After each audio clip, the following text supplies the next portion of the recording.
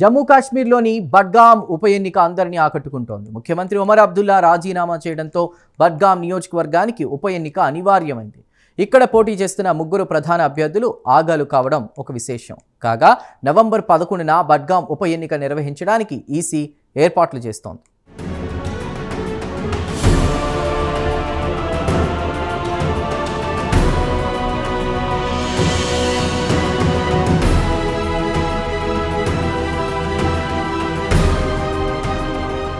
బడ్గామ్ జమ్మూ కాశ్మీర్లోని ఒక అసెంబ్లీ నియోజకవర్గం ఇది. అయితే ప్రస్తుతం బడ్గామ్ దేశవ్యాప్తంగా అందరి దృష్టిని ఆకట్టుకుంటోంది. బడ్గామ్ అసెంబ్లీ నియోజకవర్గానికి మరికొన్ని రోజుల్లో ఉప ఎన్నిక నిర్వహిస్తున్నారు. ఇటీవల జరిగిన జమ్మూ కాశ్మీర్ ఎన్నికల్లో నేషనల్ కాన్ఫరెన్స్ అగ్రనేత ఒమర్ అబ్దుల్లా 2 నియోజకవర్గాల నుంచి పోటీ చేశారు. ఇందులో ఒకటి గందర్బల్ కాగా మరొకటి బడ్గామ్ సెగ్మెంట్. అయితే 2 నియోజకవర్గాల నుంచి ఒమర్ అబ్దుల్లా విజయం సాధించారు. దీంతో గందర్బల్ సెగ్మెంట్ను ఆయన అట్టిపెట్టుకున్నారు. బడ్గామ్ నియోజకవర్గానికి ఒమర్ అబ్దుల్లా రాజీనామా చేశారు. ఈ నేపథ్యంలో నవంబర్ 11న బడ్గామ్ నియోజకవర్గానికి ఉప ఎన్నిక నిర్వహించడానికి ఈసీ ఏర్పాట్లు చేస్తోంది.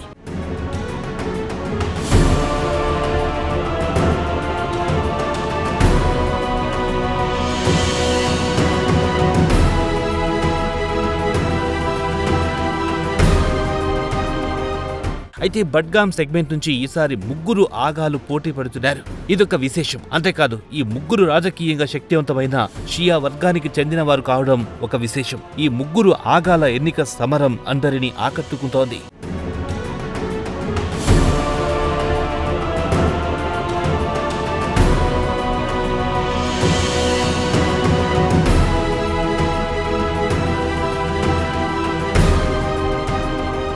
కాగా నేషనల్ కాన్ఫరెన్స్ నుంచి ఆగా సయ్యద్ మహ్మద్ పోటీ చేస్తున్నారు. ఆగా సయ్యద్ మహమూద్ గతంలో మంత్రిగా పనిచేశారు. అంతేకాదు నేషనల్ కాన్ఫరెన్స్ లో ప్రముఖ నాయకుడిగా ఆయనకు పేరుంది. నేషనల్ కాన్ఫరెన్స్ పై ప్రత్యర్థులు చేసే ఆరోపణలు, విమర్శలను తిప్పికొట్టడంలో ఆగా సయ్యద్ మహమూద్ ముందు వరుసలో ఉంటారు. అంతేకాదు ముఖ్యమంత్రిగా ఒమర్ అబ్దుల్లా కోటరిలో ఒకటిగా ఆయనను చెబుతున్నారు.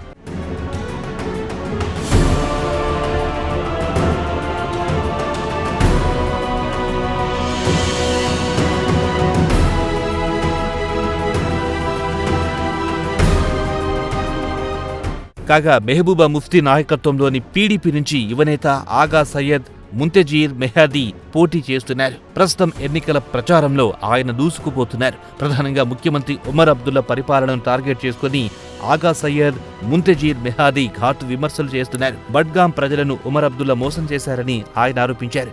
గెలిస్తే ఇక్కడే ఉంటారని బడ్గామ్ ఓటర్లకు హామీ ఇచ్చిన ఒమర్ అబ్దుల్లా ఆ తర్వాత ప్లేట్ ఫిరాయించారని ముంతజీర్ మెహదీ నిప్పులు చెరిగారు. నియోజకవర్గంలో ప్రజలు అనునిత్యం ఎదుర్కొంటున్న సమస్యలను ప్రచారాస్త్రాలుగా ఆయన చేసుకుంటున్నారు.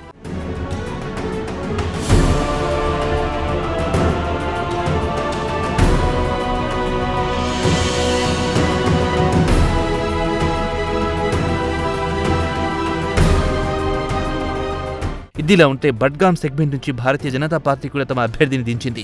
బీజేపీ తరపున ఆగా సయ్యద్ మెహిన్స్ బరిలో నిలిచారు. బడ్గామ్ నియోజకవర్గాన్ని అటు నేషనల్ కాన్ఫరెన్స్ ఇటు పీడీపీ 2 నిర్లక్ష్యం చేశాయని ఆగా సయ్యద్ మెహిన్స్ దుయ్యపట్టారు. ఈ కారణంగానే బడ్గామ్ సెగ్మెంట్ అభివృద్ధికి నోచుకోలేదన్నారు ఆయన.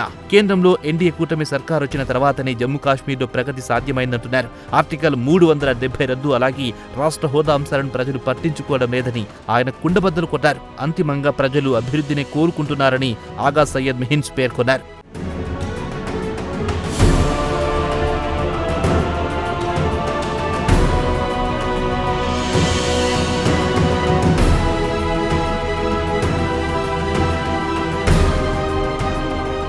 మొత్తం మీద ముగ్గురు ఆగాల పోరుతో బడ్గామ్ సెగ్మెంట్ ఉప ఎన్నిక రసకందాయంలో పడింది.